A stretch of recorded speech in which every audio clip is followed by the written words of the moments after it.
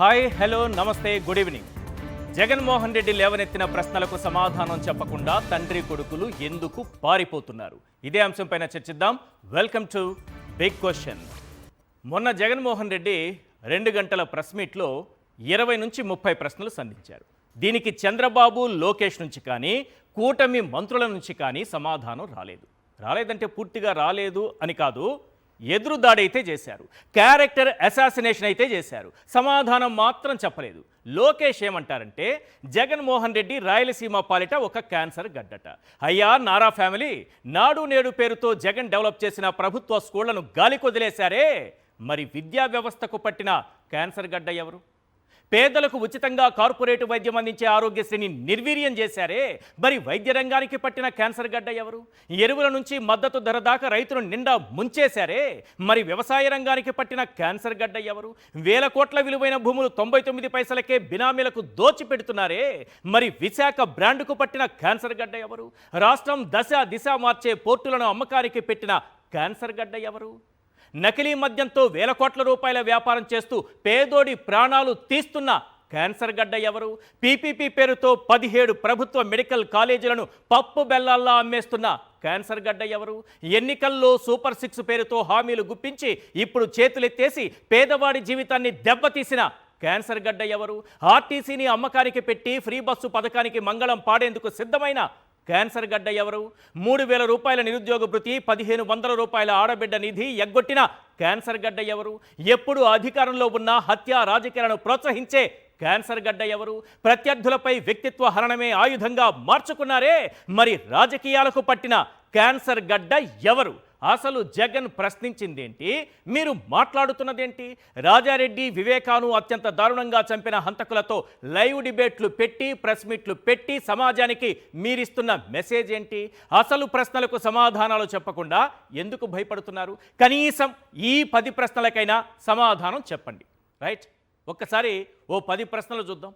Question number 1, శాశ్వత నిర్మాణాల పేరు చెప్పి ఏకంగా 14,000 కోట్లు దోచేస్తున్నావా లేదా? బదులివ్వు బాబు, భయం ఎందుకు? క్వశ్చన్ నెంబర్ 2, అమరావతిలో చదరపు అడుగు 20,000 రూపాయల చొప్పున దోచుకుంటున్నావా లేదా? బదులివ్వు బాబు, భయం ఎందుకు? క్వశ్చన్ నెంబర్ 3, భవనాల అద్దాలకే 2,900 కోట్లు దోచిపెడుతున్నావా లేదా? బదులివ్వు బాబు, భయం ఎందుకు? క్వశ్చన్ నెంబర్ 4, ప్లంబింగ్, కరెంటు, లిఫ్టులకు 2,360 కోట్లు దండుకుంటున్నావా లేదా? బదులివ్వు బాబు, భయం ఎందుకు? క్వశ్చన్ నెంబర్ 5, లాటరీలో నీ క్వార్టరీకే ప్రైమ్ ఏరియాలో రిటర్నబుల్ ప్లాట్లు దక్కేలా చేస్తున్నావా లేదా? బదులివ్వు బాబు, భయం ఎందుకు? క్వశ్చన్ నెంబర్ 6, నాడు రాజారెడ్డి హంతకులకు ఎన్టీఆర్ ట్రస్ట్ భవన్లో ఆశ్రయం ఇచ్చావా లేదా? బదులివ్వు బాబు, భయం ఎందుకు? క్వశ్చన్ నెంబర్ 7, వంగవీటి మోహనరంగా దారుణ హత్యలో వేళ్లన్నీ నీ వైపే చూపిస్తున్నాయా లేదా? బదులివ్వు బాబు, భయం ఎందుకు? క్వశ్చన్ నెంబర్ 8, పింగళి దశరథరామును నరికి చంపిన ఘటనలో వేళ్లన్నీ నీ వైపే చూపిస్తున్నాయా లేదా? బదులివ్వు బాబు, భయం ఎందుకు? క్వశ్చన్ నెంబర్ 9, ఎన్టీఆర్ పై దాడి చేసిన మల్లెల బాబ్జీ ఆత్మహత్య కేసులో వేళ్లన్నీ నీ వైపే చూపిస్తున్నాయా లేదా? బదులివ్వు బాబు, భయం ఎందుకు? క్వశ్చన్ నెంబర్ 10, వైఎస్ఆర్ మరణానికి 2 రోజుల ముందు అసెంబ్లీకి ఎలా వస్తావో చూస్తానని వార్నింగ్ ఇచ్చావా లేదా? బదులివ్వు బాబు, భయం ఎందుకు? ఈ 10 ప్రశ్నలకైనా కనీసం సమాధానం చెప్పాలి. ఒక్క ప్రశ్నకు కూడా సమాధానం చెప్పకుండా దాదాపు 20 నుంచి 25 ప్రశ్నలు ప్రధానమైనటువంటివే. ప్రధానమైన ప్రశ్నలు ఒక 25 ఉంటే ఇందులో ఏ ఒక్క ప్రశ్నకు కూడా సమాధానం చెప్పకుండా గొడ్డలి పార్టీ, కిల్లర్ పార్టీ, క్యాన్సర్ గడ్డ ఇలాంటి మాటలు మాట్లాడుకుని తప్పించుకు తిరుగుతున్నారు. ఎందుకు ఇలా భయపడుతున్నారు? ఎందుకు సమాధానం చెప్పట్లేదు? ఈ అంశాలపైనే మాట్లాడదాం. చర్చలో పాల్గొంటున్నారు మధుసూదన్ రెడ్డి గారు, వైఎస్ఆర్సీపీ రైతు విభాగం అధికార ప్రతినిధి, వెంకటరెడ్డి గారు, వైఎస్ఆర్సీపీ అధికార ప్రతినిధి, పురుషోత్తం రెడ్డి గారు, Rayalaseema intellectual forum coordinator, senior analyst. Right, Chandrababu Naidu గారు ముందుగా ఎవరు ఏది ప్రశ్నించినా వాళ్ళ క్యారెక్టర్ అసాసినేషన్ చేయడం అనేది ఆయనకు రాజకీయాల్లో ఆయన ప్రవేశించినప్పటి నుంచి ఆయనకున్నటువంటి ఒక అలవాటు. అందులో భాగంగా ఆయన జీవిత చరిత్ర, రాజకీయ జీవిత చరిత్ర మొత్తం చూస్తే ఒక్కొక్కరిని ఏ రకంగా క్యారెక్టర్ అసాసినేషన్ చేసుకుంటూ వస్తున్నారు. ఎందుకు ఇది చెప్పాల్సి వస్తుందంటే, ఇప్పుడు జగన్మోహన్ రెడ్డి గారు రాజధానిలో అవినీతి గురించి ప్రశ్నించారు. హత్యా రాజకీయాల గురించి ప్రశ్నించారు. వీటికి ఎక్కడా సమాధానం చెప్పరు. ఈ రాష్ట్రాన్ని అప్పుల్లో ముంచేసిన అంశాన్ని ప్రస్తావించారు. దీనికి సమాధానం చెప్పరు. వీటికి చెప్పకుండా జగన్మోహన్ రెడ్డి గారి క్యారెక్టర్ను ఏ రకంగా దెబ్బ కొట్టాలి, ఎవరైతే హంతకులు ఉంటారో, ఎవరైతే నిందితులు ఉంటారో హత్య కేసుల్లో, వాళ్ళ పక్కన నిలబడి వాళ్లకు పదవులు ఇచ్చి, వాళ్లతో ప్రెస్ మీట్లు పెట్టించి, వాళ్లతో ఎల్లో మీడియాలో డిబేట్లు పెట్టించి జగన్మోహన్ రెడ్డి గారి పైన బురజల్లిస్తూ ఉంటారు. రాజధానిని అడ్డం పెట్టుకుని అవినీతికి పాల్పడుతూ ఉంటారు. ఎవరైనా ప్రశ్నించారనుకో, వీళ్ళు రాజధానికి వ్యతిరేకి, ఇతను రాజధాని ద్రోహి, అమరావతి ద్రోహి అని ముద్ర వేస్తూ ఉంటారు. ఇలాంటి ముద్రలు ఎవరెవరికి ఎలా వేశారు? ఇప్పుడు జగన్మోహన్ రెడ్డి గారిని మనం చూస్తున్నాం. గతం నుంచి చంద్రబాబు నాయుడు గారి చరిత్ర ఒక్కసారి చూస్తే, కొన్ని ఫోటోలు మీకు ఒక్కసారి స్క్రీన్ పైన చూపిస్తాను సార్. ఆ ఫోటోలు చూసిన తర్వాత చంద్రబాబు నాయుడు గారు వాళ్ళ గురించి ఏం మాట్లాడారు జస్ట్ ఒక్కసారి ఆ ఫోటోలు చూడండి. నరేంద్ర మోడీ గారు, సోనియా గాంధీ గారు, ఎన్టీ రామారావు గారు, లక్ష్మీ పార్వతి గారు, చిరంజీవి గారు, పవన్ కళ్యాణ్ గారు, వైఎస్ రాజశేఖర రెడ్డి గారు, ప్రస్తుతం జగన్మోహన్ రెడ్డి గారు. ఒక 8 ఫోటో క్లిప్పులు ఇక్కడ కనిపిస్తున్నాయి. ఇప్పుడు దీని గురించి నేనేం మాట్లాడను. మీకే, మీ ఆలోచనకే, మీ బుర్రకే, మీ మెదడుకే ఏం మాట్లాడారు చంద్రబాబు నాయుడు గారు, వీళ్ళందరి క్యారెక్టర్లు ఏ రకంగా దెబ్బతీయడానికి కుట్ర చేశారు, ఆ తర్వాత అవసరమైతే వాళ్ళ కాళ్ళు పట్టుకుంటారా, పొత్తులు పెట్టుకుంటారా, తరువాత విషయం. ఒక్కొక్కరి క్యారెక్టర్ను ఎంత దారుణంగా తనకున్నటువంటి మీడియాతో దెబ్బతీస్తారని చెప్పడానికి కొన్ని ఉదాహరణలు ఈరోజు మన కంటి ముందున్నాయి. ఇది చంద్రబాబు నాయుడు గారి నిజస్వరూపం. చంద్రబాబు నాయుడు గారి నిజమైన క్యారెక్టర్ ఏంటంటే వీళ్ళందరి క్యారెక్టర్లని దెబ్బతీయడం అనేది. ఇది అసలు సిసలైనటువంటి క్యారెక్టర్. నేను అన్నాను కదా, వీళ్ళెవరి గురించి నేను మాట్లాడను అని. ముందుగా నేను వైఎస్ఆర్సీపీ నుంచి వెంకటరెడ్డి గారు ఉన్నారు కదా, వెంకటరెడ్డి గారితో మాట్లాడదు. వెంకటరెడ్డి గారు, 1 2 3 4 5 6 7 8 ఓకే 8 ఫోటోలు ఇక్కడ ప్లే చేస్తున్నాను సార్. వీళ్ళ గురించి చంద్రబాబు నాయుడు గారు తనకు వద్దు అనుకుంటే, తన రాజకీయ ప్రత్యర్థులుగా వాళ్ళని భావిస్తే ఏం చేశారన్నది మీరు ఒక్కొక్కరి గురించి ఒక్కొక్క పాయింట్ రూపంలో చెప్పండి. నాకు తెలిసి ఇప్పటికే ప్రజల మెదళ్ళలో, ఆలోచనల్లో కరెక్ట్గా పాయింట్స్ వచ్చుంటాయని నేను అనుకుంటున్నా. ఒకసారి మీరు కూడా అదే మాట్లాడతారో లేదో చూస్తాను. ఎస్, ముందుగా మోడీ గురించి చెప్పండి. చంద్రబాబు నాయుడు గారి మాటలు మోడీ పైన, నరేంద్ర మోడీ గారితో పొత్తులో లేనప్పుడు ఈ నరేంద్ర మోడీ అనే అతను ఈ దేశానికి పెట్టినటువంటి దరిద్రము, నరేంద్ర మోడీ పెళ్ళాన్నే చూసుకోలేనాడు, ఇంక ఈ దేశాన్ని ఏం పరిపాలిస్తాడు, అదేవిధంగా గుజరాత్లో అల్లర్లకు కారణమైనటువంటి ద్రోహి ఇదే నరేంద్ర మోడీ అని చెప్పి, ముస్లింలను ఓచకోత కోసాడని చెప్పి, అట్లానే మా రాష్ట్రానికి రావడానికి అర్హత లేనటువంటి వ్యక్తి అని చెప్పి నల్ల బెల్లులు వదిలారు. ఇదే నరేంద్ర మోడీ గాంధీ. పక్కన చూస్తే సోనియా గాంధీ, ఇటలీ దెయ్యము, దేశ ద్రోహి సోనియా గాంధీ. ఈ సోనియా గాంధీ దేశం వదిలిపోతే ఈ దేశం బాగుపడిద్ది అని చెప్పి మాట్లాడాడు. నెక్స్ట్ 3 రామారావు గారి గురించి, ఈయనకు పిల్లనిచ్చినటువంటి స్వయాన మామ, వీళ్ళందరూ అంటే రాజకీయ ప్రత్యర్థులు వాళ్ళు అవ్వచ్చు, పిల్లనిచ్చినటువంటి స్వయంగా మామ. ఈ రోజు ఈ రాజకీయ భిక్ష పెట్టినటువంటి స్వయంగా రామారావు గారిని వీ డోంట్ నీడ్ ఎన్టీఆర్ అని చెప్పి పెద్ద పెద్ద పోస్టర్లు లేపించి, స్త్రీలోలుడుగా అమ్మాయిలతో తిరుగుతాడని చెప్పి, ఏదైతే గండిపేట ఫామ్ హౌస్లో మద్యం తాగుతాడని చెప్పి, అదేవిధంగా ఆయన సంబంధించి నగ్నంగా కార్టూన్ లేపించి ఆయన క్యారెక్టర్ని ఏదైతే నీచంగా చూపించాడు. దాని తర్వాత లక్ష్మీపార్వతి గారిని, ఒక మహిళని కామపిశాచి అన్న టైప్లో మాట్లాడి వేరే వాళ్ళతో కూడా తీసుకొని వచ్చి మాట్లాడిచ్చాడు. ఏదైతే మనం ఎన్నికలకు ముందు చూసాం. అసలు చూడరు, వాళ్ళ ఇంట్లో వాళ్ళే మహిళలు, ఇంకా ఈ రాష్ట్రంలో ఉన్న వాళ్ళు కానీ దేశంలో కానీ వాళ్ళు మహిళలు గారు చెప్పాల దెయ్యం అన్నాడు కదా సోనియా గాంధీని. అట్లానే లక్ష్మీపార్వతి గారి మీద మాట్లాడినాయి. దాని తర్వాత చిరంజీవి గారు పార్టీ పెడితే అభిమానులు ఇచ్చిన రక్తాన్ని నమ్ముకుంటున్నాడు ఈ బ్లడ్ బ్యాంక్ పెట్టి అని చెప్పి చిరంజీవి గారిని ఉద్దేశించి వాళ్ళు రాసి ముందే జెండా పీకేస్తున్నారని రాశారు, పత్రికలో రాపిచ్చాడు. దాని తర్వాత పవన్ కళ్యాణ్కి ఇదే పరిటాల రవి గుండు కొట్టించాడు అని చెప్పి మాట్లాడిస్తున్న పాటు వాళ్ళ తల్లి మీద కూడా ఏదైతే నీచంగా డిబేట్లు పెట్టించినటువంటి వ్యక్తి చంద్రబాబు నాయుడు గారు. ఖర్చు పెట్టారు వాళ్ళ తల్లి గురించి తిట్టించడానికి టీవీ ఛానల్ పవన్ కళ్యాణ్ గారు చెప్పారు ఆ ఛానల్ బ్యాన్ చేయమని చెప్పాడు. ఏదైతే పవన్ కళ్యాణ్ గారు ఇచ్చిన స్టేట్మెంటే. దాని తర్వాత చూస్తే రాజశేఖర రెడ్డి గారు కాదు, అది కాకుండా పవన్ కళ్యాణ్ గారి గురించి సాధారణంగా మీ పార్టీ నాయకులు ఏదో అంటారని, కొన్ని మాటలు అంటారని అంటారు, కానీ వాటిని ముందుగా ఆయన పైన రుద్దింది ఎవరు? దత్తపుత్రుడని, ప్యాకేజీ స్టార్ అని. స్వయంగా నారా లోకేషే ఈ మోడీకి దత్తపుత్రుడు పవన్ కళ్యాణ్ అని చెప్పి బహిరంగ సభలో మాట్లాడాడు. దత్తపుత్రుడు అని బిరుదిచ్చింది. అది మేము 10వ పరకో పడేస్తే మా వెనకాల కుక్కలాగా తిరుగుతాడు, ఓ 4 సీట్లు ఇస్తే మా దగ్గర పడుంటాడని చెప్పి మాట్లాడింది కూడా వాళ్ళే. మరి ఆయనకు సిగ్గులేదు కాబట్టి అట్టానే ఉంటాడు, ఇంకా పెద్ద ఈ లోతుగా ఆయన గురించి వెళ్ళదలుచుకోవాలి. నెక్స్ట్ వచ్చేటప్పటికి రాజశేఖర రెడ్డి గారి గురించి, రాజశేఖర రెడ్డి గారిని ఫ్యాక్షనిస్ట్ అని, అవినీతి పరుడని, లేదంటే ఇంకో రకంగా ముద్ర వేసేటటువంటి ప్రయత్నం చేసింది ఇదే చంద్రబాబు నాయుడు గారు. రాజశేఖర రెడ్డి గారు చనిపోయే ముందు లాస్ట్ అసెంబ్లీ సమావేశాల్లో నువ్వు ఎలా రేపు అసెంబ్లీకి వస్తావో నెక్స్ట్ నువ్వు ఎలా రేపు వస్తావో చూస్తాను అంటే నేను బతికి బట్టగట్టనే ఉన్న టైప్లో మాట్లాడాడు. దాని తర్వాత రాజశేఖర రెడ్డి గారు చనిపోయారు. ఆ ప్రమాదం అనేది ఇప్పటికీ మిస్టరీ, అది అందరికీ తెలుసు. దాని తర్వాత జగన్మోహన్ రెడ్డి గారిని అసలు రాజకీయాల్లోకి రాకముందే వీళ్ళందరినీ రాజకీయాల్లోకి వచ్చేలాగా మాట్లాడాడు. ఒక జగన్మోహన్ రెడ్డి గారిని అయితే అసలు రాజకీయాల్లోకి రాకుండానే ముందే ప్రత్యర్థిగా భావించేసి, జగన్మోహన్ రెడ్డి గారు ముందే పవర్ఫుల్గా అతనికి తెలుసు కాబట్టి రాజశేఖర రెడ్డి గారు కొడుకుగా ఉన్నప్పుడే అతను అసలు ఎంపీగా పోటీ చేయకముందే పరిటాల రవి అనేటటువంటి వ్యక్తిని ఏదైతే చంపేశాడని చెప్పి ఒక దుష్ప్రచారం చేస్తే అదే రాజశేఖర రెడ్డి గారు అసెంబ్లీలో సిబిఐ ఎంక్వైరీ చేయించాడు. సో దాన్ని జగన్మోహన్ రెడ్డి గారు ఎంపీ అవ్వగానే 1,00,000 కోట్లు తినేశాడని చెప్పి ఏదైతే ముద్రేసి జైలుకు పంపించారు. సో ఇప్పటికీ సైకో అని గొడ్డల పార్టీ దుష్ప్రచారం. కాంగ్రెస్ చీకట్లైనా కలుస్తారా, ఏమైనా చేస్తారా? చిదంబరాన్ని చీకట్లో కలిశాడు, రాహుల్ గాంధీని స్వయంగా వాళ్ళ ఫ్యామిలీని పంపించి కల్పించాడు కదా హైదరాబాద్ లో హోటల్లో. ఇక మనం దాని గురించి పెద్ద డెప్త్గా వెళ్తే మరి లోతైనటువంటి డిస్కషన్ అవసరం లేదని నా భావన. సో ఇలా అతనికి ఎవరైతే ప్రత్యర్థులుగా భావిస్తారో వాళ్ళ మీద క్యారెక్టర్ అదే. మళ్ళీ మోడీ గారు ఇప్పుడు సమావేశం చేస్తున్నాడు కదా, మోడీ గారికి వంగొంగి మీరు మొన్న వెళ్ళారో లేదో, అందరూ వంగోట్లా, ఈయన ఒక్కడే వంగుంటున్నాడు. ఆయన దగ్గర పశ్చిమ బెంగాల్ వెళ్ళి మరీ వంగున్నాడు. సో ఇట్లా ఉంటుంది అనమాట అతన్ని. ఇప్పుడు పవన్ కళ్యాణ్ నా మిత్రుడు స్నేహితుడు పవన్ కళ్యాణ్ అంటాడు. ఇప్పుడు తిట్టించిన మొన్నదాకా ఈయనే. సో ఈయనతో ఉంటే ఒక రకంగా, లేకపోతే ఒక రకంగా, ఏ విధంగా క్యారెక్టర్ని దిగదార్చేటట్టుగా రాస్తాడనేది మనం 8 ఫోటోలు చూస్తే మనకు క్లియర్గా. మీకు ఇంత అవగాహన ఉంది కదా, సింపుల్ క్వశ్చన్, ఇంత అవగాహన ఉంది, మోడీ గారిని లెక్క చేయలేదు, ముస్లింలను ఊచకొత కోసాడని, నరహంతకుడని, ద్రోహి అని, నరమేధం సృష్టించాడని, భార్యనే చూసుకోలేని వాడని ఇన్ని మాట్లాడి ఆయన క్యారెక్టర్ అసాసినేషన్ చేయడానికి చేశారు. ఇప్పుడు జగన్మోహన్ రెడ్డి గారు రాష్ట్ర ముఖ్యమంత్రి, ఆయన ప్రధానమంత్రినే వదిలిపెట్టలేదు.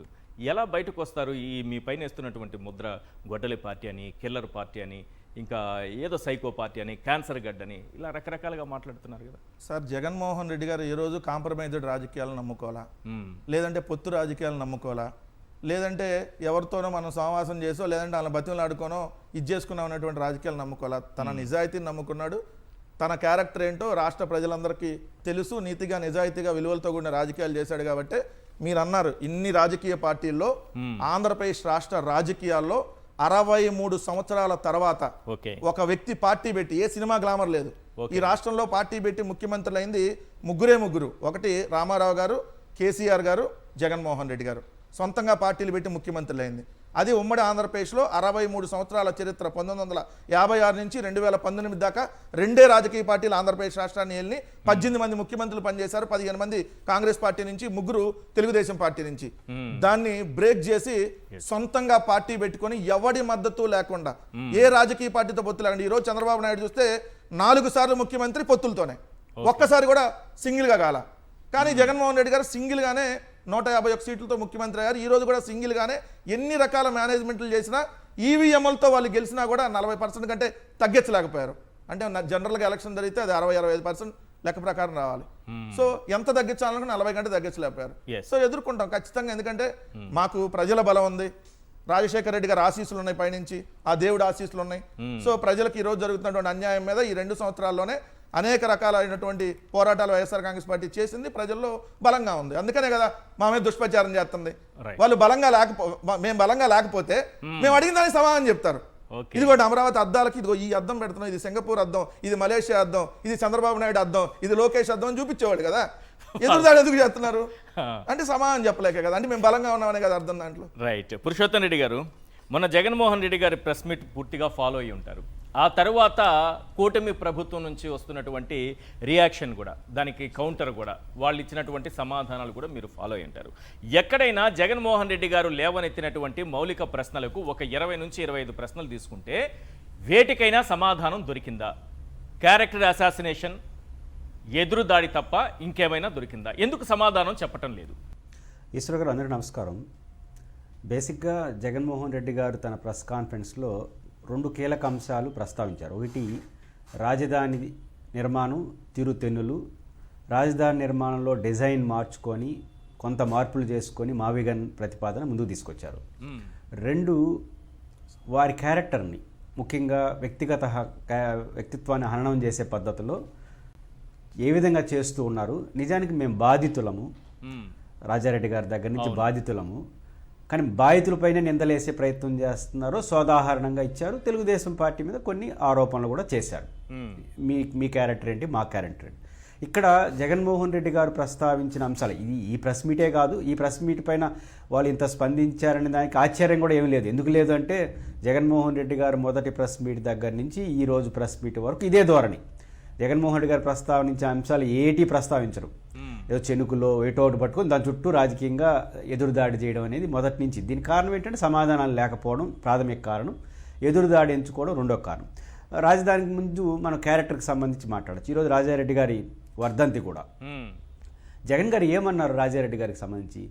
మా తాతను చంపిన వాళ్ళు ఈరోజు కూడా ప్రశాంతమైన జీవితాన్ని గడుపుతున్నారంటే నేను మంచోడిని కాబట్టే అన్నాడు. అవును. అంటే పులివెందల కావడం, ఈ మధ్యలో 5 సంవత్సరాల పాటు ముఖ్యమంత్రి కావడం, వాళ్ళ తండ్రి రాజశేఖర రెడ్డి కూడా మధ్యలో ముఖ్యమంత్రిగా ఉన్నారు. ఇంత ఉన్నా కూడా మేము మంచిగా ఉన్నాం కాబట్టే, మేము పద్ధతిగా ఉన్నాం కాబట్టే ఈరోజు వాళ్ళు ఉన్నారు కదంటే మా తాతను చంపిన వాళ్ళు అనే విషయాన్ని ప్రస్తావించారు. దీనికి మీరు సమాధానం ఏం చెప్పాలి? అవునో కాదో చెప్పాలి. అవును. వీటి ఏంటి జోలికి లేకుండా విచ్చలవిడిగా మాట్లాడేది ఎందుకు వస్తున్నారు? ఇప్పుడు ఏం సమాధానం? ఆ రోజు సాయంత్రం డిబేట్లు చూశాను. రాజారెడ్డి గారు ఏమన్నా స్వతంత్ర సమరయోధుడా? ఆ ప్రశ్నలు కాదు జగన్ గారు అడిగింది. మా తాతను చంపిన వాళ్ళు ఈరోజు ప్రశాంతంగా ఉన్నారంటే మేము మంచోళ్ళు కాబట్టి. ఇది ఒకటిగా సింగల్. అవునో కాదో చెప్పండి. రాజారెడ్డి గారు ఏమేమి చేశారో అవన్నీ ముందుకు తీసుకొచ్చే ప్రయత్నం చేసుకోండి. రాజారెడ్డి గారు ఏం చేశారు? ఈ ఉమ్మడి రాష్ట్రానికి ఒక గొప్ప ముఖ్యమంత్రిని అందించాడు. రాజశేఖర రెడ్డి గారు అనే గొప్ప ముఖ్యమంత్రిని అందించాడు. ఒక మంచి కుమారుని రాష్ట్రానికి అందించాడు. ఎలా అందించాడు? రాజారెడ్డి గారు వైఎస్ రాజశేఖర రెడ్డి గారిని వెంకటప్ప అనే ఒక బ్యాక్వర్డ్ కమ్యూనిటీకి సంబంధించినటువంటి కమ్యూనిస్ట్ నేపథ్యంలో టీచర్ దగ్గర పెంచాడు. వైఎస్ రాజశేఖర రెడ్డి గారు చిన్నప్పుడు చదువుకునింది వెంకటప్ప అని. ఆయన పేరుతోనే ఈరోజు వైఎస్ భారతి గారు చైర్పర్సన్గా ఉన్నటువంటి వెంకటప్ప మెమోరియల్ స్కూల్ 1200 మంది పేద విద్యార్థులకు విద్యను అందిస్తుంది. రాజశేఖర రెడ్డి గారు గురువు. అంటే రాజారెడ్డి ఏం చేశాడంటే గొప్ప కొడుకుని ఈ రాష్ట్రానికి అందించాడు. కాబట్టి అవన్నీ మర్చిపోయి రాజారెడ్డి గారి హత్యకి సంబంధించి మాట్లాడకుండా ఇట్లా మాట్లాడడం అనేది సమాధానం లేని ప్రశ్నలు. రెండు, మొట్టమొదటి నుంచి కూడా వైఎస్ జగన్మోహన్ రెడ్డి గారి పైన క్యారెక్టర్ అసెస్ చేయడం తప్ప డైరెక్ట్గా ఏ రోజు కూడా ప్రశ్నలకు సమాధానం చెప్పారు. దానికి రాజధాని బెస్ట్ ఎగ్జాంపుల్. రాజధాని పైన మొత్తం అచ్చెన్నాయుడు గారు చెప్పిన సమాధానం ఏంటంటే అమరావతిలో ఐకానిక్ బిల్డింగ్స్ అండి అవి అట్లే ఉంటాయి అంటున్నాడు. అవును. అంటే రేట్లు ఎంత ఎక్కువ ఐకానిక్ మీరు వేసుకునే రోడ్డుకి మేము వేసే రోడ్డుకి తేడా ఉంటుంది అన్నాడు. కానీ ఐకానిక్ రోడ్డుకి తేడా ఉంటుంది. అంటే అమరావతిలో కట్టేటివన్నీ ఐకానిక్ అన్ని రోడ్డు అయినా ఐకానిక్కే. నేను రోడ్లు ఎక్కడ ఐకానిక్ రోడ్లు ఎక్కడ ప్రపంచంలో చూడాల. ఐకానిక్ బిల్డింగ్లు చూసాం, తాజ్మహల్ ఇట్లా చూసాం, కానీ రోడ్లు ఐకానిక్ రోడ్లు ఎక్కడ మన ప్రపంచంలో చూడలేదు. బ్రిడ్జిలు చూసాం, కానీ ఆడ ఏం చేసినా ఐకానిక్ అని పేరు పెట్టేసి ఐకానిక్ అని పేరు పెడితే ఇంకేం మాట్లాడకూడదు. ఐకానిక్ అంటే అట్లే ఉంటుందండి అని మనం అనుకోవాలి. సింపుల్. విశ్వకరు నేను ఒక లెక్క తీసుకున్నా. అమెరికా అధ్యక్షుడు ఉన్నట్టు వైట్ హౌస్ 15 లక్షల ఎస్ఎఫ్టీలో ఉంది. అమెరికా అధ్యక్షుడు వైట్ హౌస్. మన ప్రపంచానికి అన్నిటికీ అన్ని దేశాలని కలిపే ఐక్యరాజ్య సమితి దాదాపు 7,84,080 చదరపు మీటర్లో ఉంది, ఎస్ఎఫ్టీలో ఉంది. ఇది ఐక్యరాజ్య సమితి ప్రధాన కార్యాలయం వాషింగ్టన్ డీసీలో. తమిళనాడు సెక్రటేరియట్ 8 లక్షల ఎస్ఎఫ్టీతో కట్టారు. మన ఆంధ్రప్రదేశ్ సెక్రటేరియట్ మాత్రం 52 లక్షల ఎస్ఎఫ్టీ. అంటే భారత పార్లమెంటు దాదాపు 65,000 ఎస్ఎఫ్టీ, ఖర్చు 1,200 కోట్లు. తెలంగాణ అసెంబ్లీ 617 కోట్లు. అంటే నా పాయింట్ ఏంటంటే ఐకానిక్ అంటే ఇవన్నీ ఐకానిక్ కదా? అమెరికా అధ్యక్షుడు వైట్ హౌస్ ఐకానిక్ కదా? ఐక్యరాజ్య సమితి కార్యాలయం ఐకానిక్ కదా? భారత పార్లమెంట్ ఐకానిక్ కదా? ఇట్లాంటి ప్రశ్నలు జగన్మోహన్ రెడ్డి గారు దీన్ని సూటిగా సమాధానం చెప్పండి.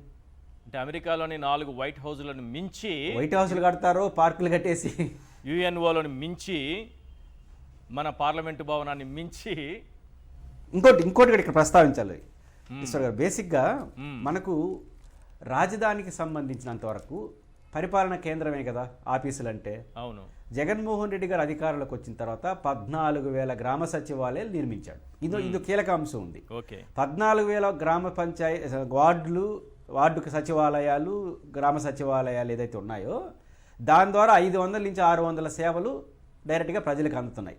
మీరు ఇప్పుడు ఏ ఎంఆర్ఓ ఆఫీస్ కన్నా వెళ్ళండి, ఆర్డీఓ ఆఫీస్, కలెక్టర్ అని జనం తగ్గిపోయారు. కారణం ఏంటంటే వాళ్ళ సేవల సింహభాగం గ్రామ సచివాలయం అందిస్తుంది.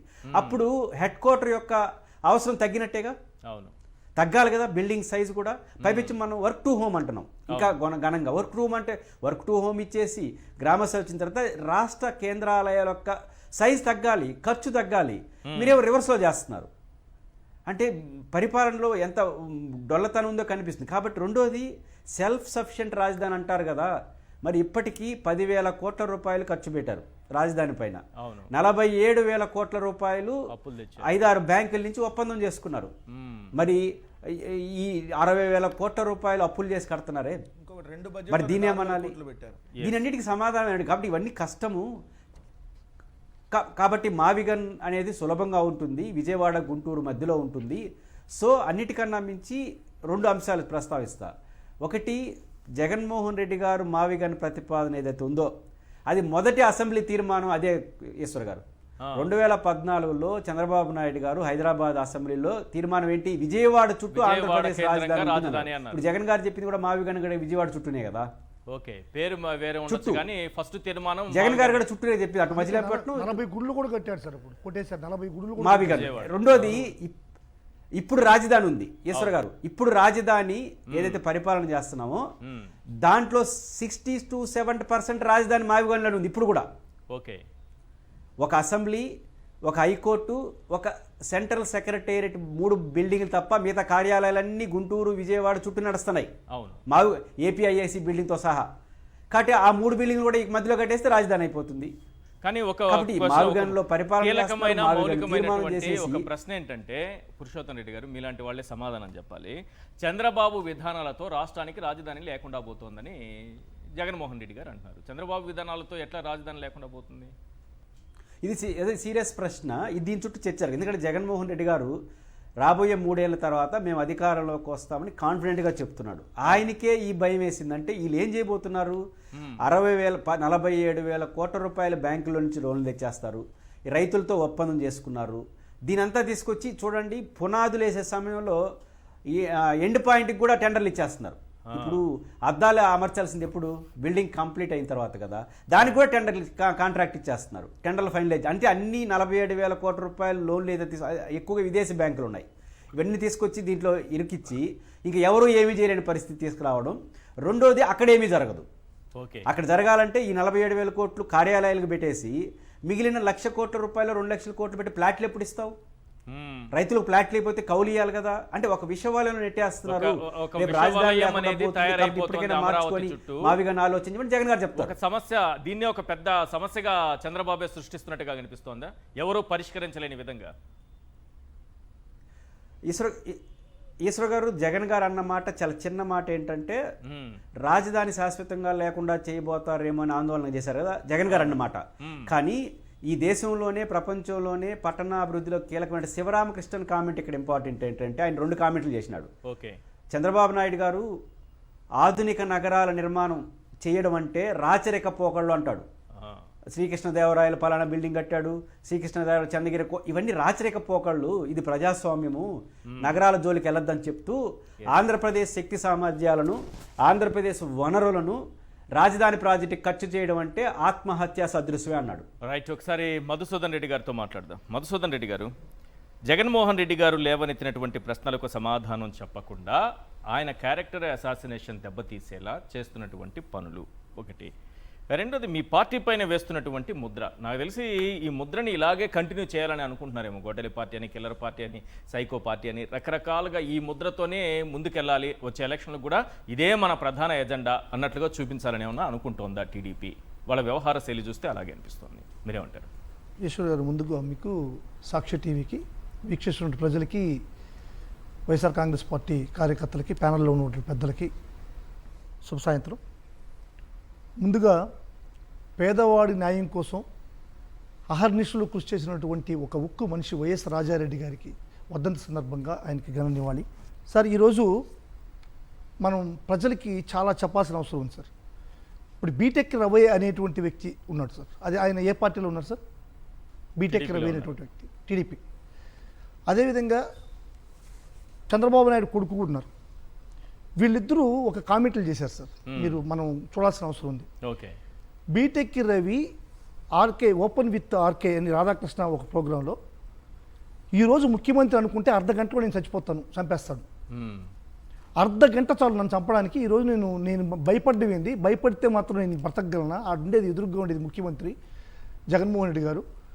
నేను అర్ధ గంటలో చచ్చిపోతున్నాను మనసు పెడితే అనేటువంటి ఒక మాట మీరు అందరూ ఉంటారు. అంటే దీనికి ఈ సింపుల్గా ఏం చెప్తున్నాడు బీటెక్ రవి అంటే, తెలుగుదేశంలో నేను ప్రత్యర్థిగా ఉన్నా కానీ నా మీద ఎటువంటి కక్ష సాధింపులు కానీ జగన్మోహన్ రెడ్డి గారు చేయటం లేదు అని చెప్తున్నారు. దృష్టి పెట్టట్లేదు. ఆయన పరిపాలన మీదనే ఉంది. జగన్మోహన్ రెడ్డి గారి యొక్క దృష్టి అంతా కూడా పరిపాలన మీదనే ఉంది, ప్రత్యర్థుల మీద లేదు. ప్రత్యర్థుల మీద కానీ పెడితే నేను ఒక అర్ధ గంటలో వేసిపోతాను అని చెప్తున్నాడు. ఇది చంద్రబాబు నాయుడు గారి పార్టీలో ఉన్నటువంటి వ్యక్తి చెప్పిందే కదా. ఇప్పుడు చంద్రబాబు నాయుడు గారికి ఇది అవగాహన లేదా, లేకుంటే అవగాహన ఉన్నా కానీ లేకుంటే మత్తి మరిపో అతనికి అర్థం కాదు. మరి లోకేష్ గారు అంటున్నారు కదా, లోకేష్ గారు రాజశేఖర రెడ్డి గారిని చూసా, జగన్మోహన్ రెడ్డి గారిని చూసా, ఏం బీకారు ఏదో వాళ్ళకి పీకడం నిజంగా తెలియదు సార్. ప్రజలకి పాలన, ప్రజలకి ఏం సేవ చేయాలా, ప్రజోపకారమైనటువంటి కార్యక్రమాలు ఏం చేయాలనేటువంటి మాత్రమే తెలుసు జగన్మోహన్ రెడ్డి గారి, రాజశేఖర రెడ్డి గారికి. కానీ ఈ విధంగా ప్రత్యర్థుల్ని పీకడం అనేటువంటిది జగన్మోహన్ రెడ్డి గారికి, రాజశేఖర రెడ్డి గారికి అలవాటు లేదు, ఫ్యూచర్లో కూడా చేయరు ఆ విధంగా. వాళ్ళకి తెలిసింది 4 పదాలు సార్: 11, గొడ్డలి, అక్క, చెల్లెలు, అమ్మ, తల్లి, చెల్లెలు, గొడ్డలి, బాబాయ్, ఈ పదాలు మాత్రం తెలుసు. వీటితో ఇప్పటిదాకా కూడా వాళ్ళు చేసేటువంటి రాజకీయం రాష్ట్రంలో ప్రజలు చూస్తున్నారు సార్. ఇప్పుడు సునీత గారు ఉన్నారు, వాళ్ళ బాబాయ్ కేసు ఉంది. ఈ బాబాయ్ కేసుని ఎట్టి పరిస్థితుల్లో వాళ్ళు ముగించడానికి ఎట్టి పరిస్థితుల్లో ఇంట్రెస్ట్ లేదు సార్ చంద్రబాబు నాయుడు గారికి. చంద్రబాబు నాయుడు గారు వచ్చి వాళ్ళ బాబాయ్ కేసును వచ్చి ఈ విధంగా ప్రెస్లో చెప్పాల్సిన అవసరం లేదు. ఆయన ఇప్పుడు ముఖ్యమంత్రి కావచ్చు, శిక్షలు ఇచ్చు, ఎంక్వైరీ చేయించి ఎందుకు దానికి సమాధానం చెప్పుకోవచ్చు, కానీ దాన్ని ముగించరు. ఎందుకంటే అది ఫ్రిడ్జ్లో ఉండే ఒక మసాలా లాంటిది. ఎప్పుడు ఎలక్షన్ వచ్చినా సరే ఆ మసాలా తీసుకొచ్చి చికెన్ వండుకుంటాడు చంద్రబాబు నాయుడు గారు. ఎప్పుడు ఎలక్షన్ వచ్చినా, ఆంధ్ర రాష్ట్రంలో ఎప్పుడు ఎలక్షన్ వచ్చినా సరే మన వివేకానంద రెడ్డికి కేసు అనేది ఫ్రిడ్జ్లో ఉండేటువంటి ఒక చికెన్ మసాలా. ఆ మసాలా తీసుకొని వచ్చి చికెన్లో వేస్తాడు, బాగా కలిపెట్టేసి ఫ్రై చేస్తాడు, వండుకుంటాడు, ప్రజలకు పెడతాడు. అంటే సునీత గారిని తీసుకొస్తాడు, ఇంకో వాళ్ళ ఇంకా ఆ కేసులు తీసుకొస్తారు, ఎలక్షన్లు పబ్బం గడుపుకుంటారు. అంతేగాని దాన్ని సాల్వ్ చేయాలా, దాన్ని ముగించాలన్నటువంటి ధోరణి చంద్రబాబు నాయుడు గారికి లేదు సార్. నీతి నిజాయితీ ఉంటే చంద్రబాబు నాయుడు గారికి ఒకటే క్వశ్చన్ చేస్తున్నాను సార్, జగన్మోహన్ రెడ్డి గారు పాచిపోయిన మసాలా వండి పెడుతున్నా చాలా బాగుంది, టేస్టీగా ఉందని తినేవాళ్ళు ఉన్నారా లేరా? ఉన్నారు సార్, ఉంటున్నారు. వాళ్ళ కోసమే వాళ్ళ కోసమే చేస్తున్నారు సార్. అవును, వాళ్ళ పార్టీ వాళ్ళు ఉన్నారు సార్. కానీ ప్రజలు నమ్మే పరిస్థితి లేదు సార్. ఈరోజు ప్రజలు ఖచ్చితంగా చంద్రబాబు నాయుడు గారి పాచిపోయిన చికెన్ మసాలాని ఖచ్చితంగా అర్థం చేసుకుంటారు, ఖచ్చితంగా అది బయట పారేశారు సార్. జగన్మోహన్ రెడ్డి గారు అడిగే ప్రశ్నకి ఒక్క ప్రశ్నకి సమాధానం చెప్పండి సార్. చంద్రబాబు నాయుడు కొడుకుని లోకేష్ గారిని ఒక్క ప్రశ్నకి సమాధానం చెప్పండి. ఈరోజు కట్టడాల్లో 20,000 తడతాం సార్. మీరు ఒక చదరపడుగుకి 20,000 రూపాయలు ఒక స్క్వేర్ ఫీట్ జరుగుతాం సార్. 3,000 కన్స్ట్రక్షన్ ఫీల్డ్ గురించి బాగా నేను చెప్పండి, ఎంత పడుతుంది ఒక హై రైజ్ బిల్డింగ్ లో చదరపడుగుకి ఎంత? సార్ నేను ఇంజనీరింగ్ గ్రాడ్యుయేట్ సార్. నేను పాత ఇప్పుడు టెంపరీగా కట్టినటువంటి సచివాలయం ఉంది కదా, సచివాలయాన్ని 3,500 రూపాయలతో స్క్వేర్ ఫీట్ కి స్టార్ట్ చేశారు సార్. ఇది 19,000 చిల్లర వరకు వచ్చి నిలిచింది ఈ రోజు చంద్రబాబు నాయుడు గారు. ఈ రోజు 20,000 రూపాయలకి ఒక స్క్వేర్ ఫీట్ స్టార్ట్ చేస్తున్నారు. జిఏడి టవర్ అంట, టవర్ 1, టవర్ 2 అంట, టవర్ 3, టవర్ 4 అంటే ఈ 5 టవర్లని ఇప్పుడు 20,000 రూపాయలు స్క్వేర్ ఫీట్ గా స్టార్ట్ చేసినటువంటి ఈ యొక్క చదరపడుగు ఎంతవరకు పోయి నిలబడుతుంది? 40,000-45,000 నిలబడుతుందో చంద్రబాబు నాయుడు గారు చెప్పాలి. ఇప్పుడు ఒకటి సార్, ఏదైనా సరే ఒక కాంట్రాక్ట్ విధానాన్ని ముందుకు పోయేటప్పుడు ఒక ఎస్ఎస్ఆర్ అనేటువంటిది ఒకటి ఉంటుంది సార్, స్టాండర్డ్ షెడ్యూల్ రేట్స్ అనేటువంటి ఒక మెమరాండం బుక్ ఒకటి ఉంటుంది. దాని ప్రకారం మనం కట్టేటువంటి కట్టడంలో ఉన్న స్పెసిఫికేషన్ డిజైన్ చేసుకొని రేట్లు ఫిక్స్ చేస్తారు సార్. రేట్లు ఫిక్స్ చేసి బిల్డింగ్ కట్టిన తర్వాత ఇప్పుడు మళ్ళీ టెండర్ అయిపోయిన తర్వాత దాంట్లో సపరేట్గా లిఫ్ట్లు కానీ మళ్ళీ టెండర్ పెడతాడు. కరెంట్కి సపరేట్, మళ్ళీ సపరేట్గా కరెంట్కి ఎలివేటర్స్ కానీ సపరేట్గా కరెంట్ లిఫ్ట్, అలారంకి ఉంది, మళ్ళీ అలార్మ్స్కి, ముందు అద్దాలకి సార్. ఇప్పుడు అద్దాలకి టెండర్, ప్లంబర్ కూడా సపరేట్, అన్ని సపరేట్ సార్. అద్దాలకి బిల్ అంటాడు, ఇంకో దానికి బిల్ అంటాడు, ఇంకో దానికి బిల్ అంటాడు సార్. ఇప్పుడు వీటికన్నిటికీ కూడా సమాధానాలు లేకనే ఈ రోజు క్యాన్సర్ గడ్డగా డిక్లేర్ చేస్తున్నారు. రైట్. హంతకులతో, నిందితులతో ప్రెస్ మీట్లు పెట్టించడం, వాళ్లతో డిబేట్లు పెట్టించడం, జగన్మోహన్ రెడ్డి గారి క్యారెక్టర్ని అసాసినేషన్ చేసేటటువంటి కుట్ర చేయడం. వెంకటరెడ్డి గారు, జగన్మోహన్ రెడ్డి గారు ఒక ముఖ్యమంత్రి, ఆయన కానీ దృష్టి పెడితే ఒక అరగంటలో నేను ఉండను. కానీ ఏ రోజు జగన్మోహన్ రెడ్డి గారు దృష్టి పెట్టలేదు కాబట్టి బీటెక్ రవినే కాదు చాలామంది జగన్మోహన్ రెడ్డి గారు ప్రెస్ మీట్లో చెప్పారు కదా, వైఎస్ రాజారెడ్డి హంతకుల దగ్గర నుంచి అందరూ హాయిగా గుండెల మీద చేసుకొని హ్యాపీగా ఉండిపోయారు 5 ఏళ్ల పాటు. ఏ ఇబ్బంది ఎవరికి రాలేదు. అయినా సరే జగన్మోహన్ రెడ్డి గొడ్డలి పార్టీ అని, బాబాయ్ గొడ్డలని రకరకాలుగా ముద్ర వేసే ప్రయత్నం. నిజానికి 5 ఏళ్ల పాటు జగన్మోహన్ రెడ్డి గారికి అభివృద్ధి పైన, పేదల సంక్షేమం పైన దృష్టి ఉంది, కానీ ఇలాంటి రాజకీయాలపైన, హత్యా రాజకీయాలపైన దృష్టి ఉందా? ఇప్పుడనే కాదు ఈశ్వర్ గారు, ఇప్పుడు జగన్మోహన్ రెడ్డి గారు ముఖ్యమంత్రిగా ఉన్నప్పుడు జగన్మోహన్ రెడ్డి గారిని ఉద్దేశించి ఒకడు బోషిడికే అని తిట్టాడు. ఆ బోషిడికే అన్నాడు ఈరోజు స్వచ్ఛాంధ్ర కార్పొరేషన్ చైర్మన్గా ఆంధ్రప్రదేశ్ రాష్ట్ర ప్రభుత్వంలో చంద్రబాబు నాయుడు గారు నియమించారు. మంచిదే కదా, మంచి పదవి కదా ఇచ్చారు. నాలుకని, మూతిని, నోరుని శుభ్రం చేసుకోమనే ఆ కదా. బోషిడికే అన్నాడిని బోడిగుండు కొట్టించుంటే అదే రోజు ఈరోజు చైర్మన్ అయ్యేవాడు కాదు కదా. అంటే మేము ఆ పని చేయలేదు కదా, మమ్మల్ని కూడా అట్లాంటి చేయొద్దనే కదా ఆయన చెప్పింది. రెండో అంశం వచ్చేటప్పటికి ఇదే జగన్మోహన్ రెడ్డి గారిని ఉద్దేశించి ఎమ్మెల్యే కూడా కానటువంటి వ్యక్తి అప్పటి వరకు చెప్పులు తీసుకొని వైఎస్ఆర్ కాంగ్రెస్ పార్టీ నాయకులందరినీ పేకల బిసికి చంపేస్తాను అని మాట్లాడితే ఆ మంగళగిరికి తాడేపల్లికి ఎంత దూరం, తాడేపల్లికి మంగళగిరి అంతే దూరం. కానీ ప్రశాంతంగా ఫ్లైట్లో తిరుగుతున్నాడు. తను ఇప్పుడు ఉప ముఖ్యమంత్రి అయ్యాడు. మరి మీరు అన్న రాజారెడ్డి గారిని ఎవరైతే కిరాతకంగా చంపినటువంటి ఆ పేర్ల పార్థసారథి రెడ్డి అనే అతను ఈరోజు తెలుగుదేశం పార్టీ రాష్ట్ర ఉపాధ్యక్షుడి పదవిలో ఉన్నాడు. నారా లోకేష్ చంద్రబాబు నాయుడు గారితో కలుస్తూ ఉంటాడు. రాష్ట్ర ఉపాధ్యక్ష పదవి ఇచ్చారు. ఎందుకు? రాజారెడ్డి గారిని బాగా చంపేసేవాళ్ళే అని చెప్పి పదవి ఇచ్చారు. రాజారెడ్డి గారిని చంపంగానే తెలుగుదేశం పార్టీ ఆఫీస్లో 40 రోజుల పాటు ఆశ్రయం ఇచ్చారు. మరి అట్ట ఇచ్చారు. మరి అతనితో ప్రెస్ మీట్లు, డిబేట్లు బాగా ప్లాన్ చేస్తున్నారు. వీళ్ళకి అలవాటు సార్. ఇప్పుడు వీళ్ళకి ఏంటంటే ఇప్పుడు వాళ్ళ అవతలాలను తీసుకొస్తారు. చంద్రబాబు నాయుడు గారు చేసేటటువంటి లత్కోరు పనులన్నీ అవతలాల మీదకి నెట్టడం ఆయనకు అలవాటు. ఆయన చేసే గలీజ్ పనులన్నీ అవతలాల మీదకి నెట్టడం అలవాటు. అవతలాలు చేసిన మంచి అన్నింటినీ ఈ క్రెడిట్ చోరీ చేయడం కూడా అలవాటు. ఇది రెండో యాంగిల్. సో ఈ యాంగిల్లో ఇప్పుడు నిజంగా నారా గొడ్డలి పోటు అని పెట్టాలి ఆ పార్టీకి. రామారావు గారు ఉన్నప్పుడు తెలుగుదేశం పార్టీ, అది టీడీపీ. ఇప్పుడు చంద్రబాబు నాయుడు దగ్గరకు వచ్చిన తర్వాత ఎన్జీపీ, నారా గొడ్డలి పోటు. ఇది కరెక్ట్గా సరిపోయింది. రంగవీటి రంగా గారి మీద నారా గొడ్డలి పోటు పడిందా లేదా? పెంగళి దశరథరావు మీద నారా గొడ్డలి పోటు పడిందా లేదా? అదేవిధంగా మల్లెల బాబ్జీ మీద నారా గొడ్డలి పోటు పడిందా లేదా? వైఎస్ రాజారెడ్డి గారి మీద నారా గొడ్డలి పోటు పడిందా లేదా? అనేక మంది మీద ఈ నారా గొడ్డలి పోటు వేశాడా లేదా? ఈయన ముఖ్యమంత్రి కాగానే 14 మందిని రాయలసీమలో నరికి చంపించాడా లేదా? ఇవన్నీ నారా గొడ్డలి పోటే కదా. రెండో అంశం వచ్చేటప్పటికి ఈయన అవతలాల మీద మాట్లాడుతున్నాడు కదా. మీ ఛానల్లో కూర్చోబెట్టుకొని ఇదే దస్తగిరి వైఎస్ వివేకానంద రెడ్డి గారిని నేను గుండెల మీద కూర్చొని నరికి చంపానటువంటి ఆ దస్తగిరిని ఈరోజు లాయర్ అవడు. ఆ దస్తగిరికి వాదించే లాయర్ అత్యంత కాస్ట్లీయెస్ట్ లాయర్ చంద్రబాబు నాయుడు గారి పర్సనల్ లాయర్ అయినటువంటి సిద్ధార్థ్ లోద్రా. ఒక్కరోజు ఆయన అటెండ్ అవ్వడానికి 11 లక్షలు తీసుకుంటాడు. మరి ఈ కిల్లర్కి 11 లక్షలు ఎవరిచ్చారు వాదించడానికి? ఇదే దస్తగిరికి లాయర్ సిద్ధార్థ్ లోద్రా. ఏదైతే వైఎస్ వివేకానంద రెడ్డి కూతురు సునీత తరపున వాదించేది సిద్ధార్థ్ లోద్రా.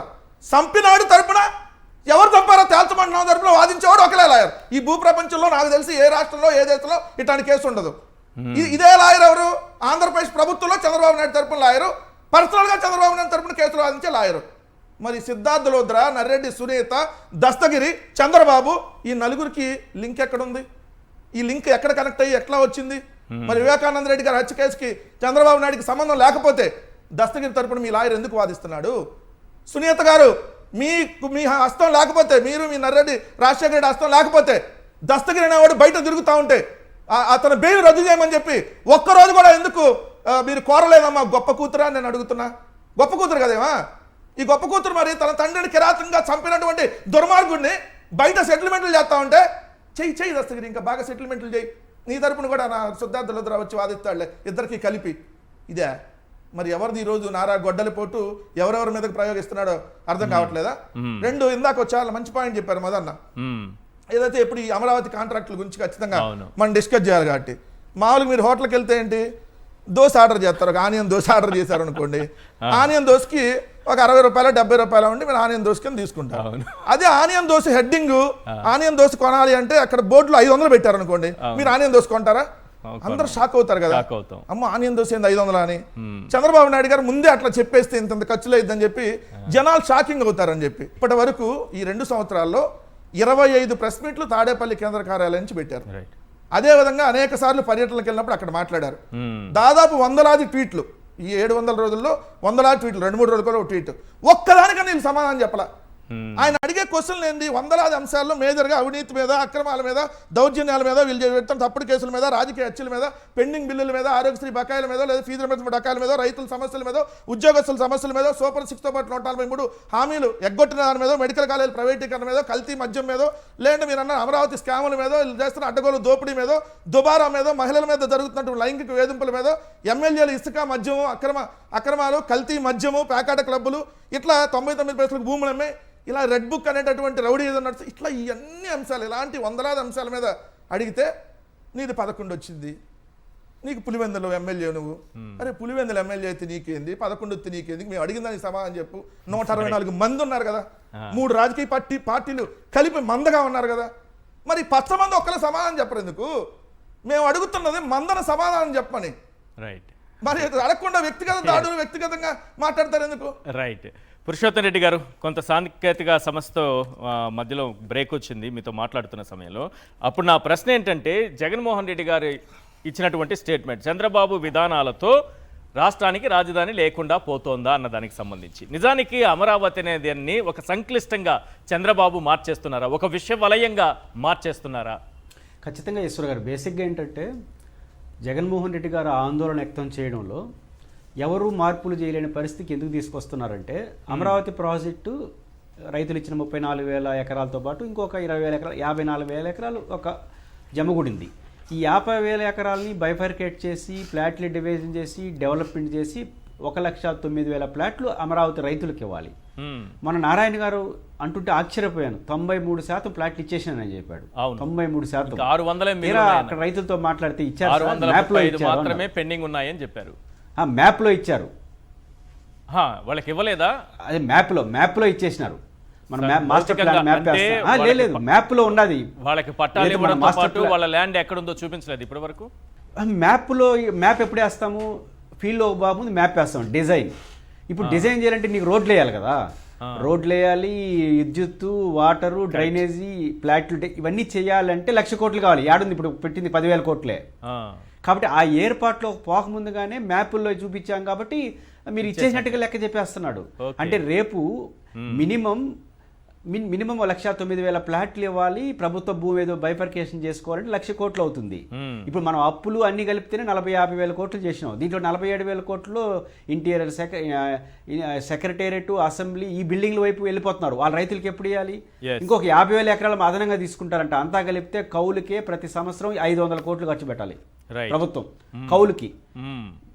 ఆ 50,000 ఎకరాలు తీసుకుంటే ఇట్లాంటి పరిస్థితి ఉన్నప్పుడు ఏమీ చేయలేని పరిస్థితి, రాజధాని ఏమవుతుంది, దీని చుట్టూ నడవాలనేది జగన్ గారి ఆందోళన.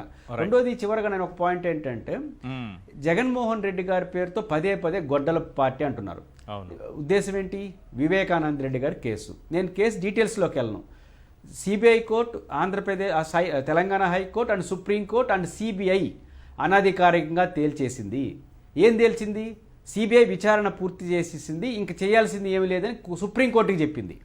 సుప్రీంకోర్టు అంటే విచారణ పూర్తి చేసేసిన సందర్భంలో జగన్మోహన్ రెడ్డికి కానీ వైఎస్ భారతి గారికి కానీ నోటీసులు ఇవ్వగలిగినారా? ఇవ్వలేదంటే అర్థం ఏంటి? విచారణ పూర్తి చేసిన తర్వాత ఇవ్వాల్సిన అవసరం లేదని నిర్ణయానికి వచ్చారంటే దాని అర్థం ఏమిటి?